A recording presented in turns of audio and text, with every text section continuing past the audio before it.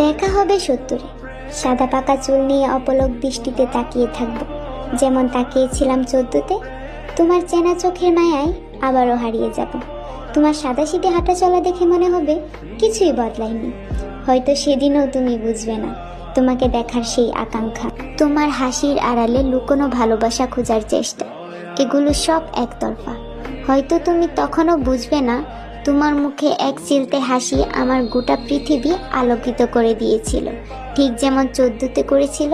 14-তে যখন প্রথম দেখেছিলাম তোমার মুখে সেই নিঃশব্দ গল্প আমাকে মুগ্ধ করেছিল।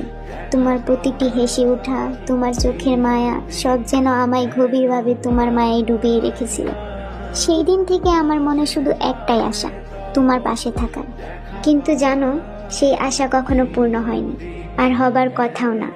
তোমার গল্পের ভিতরে আমার জন্য কোনো জায়গা ছিল না, তবু তোমার দিকে তাকিয়ে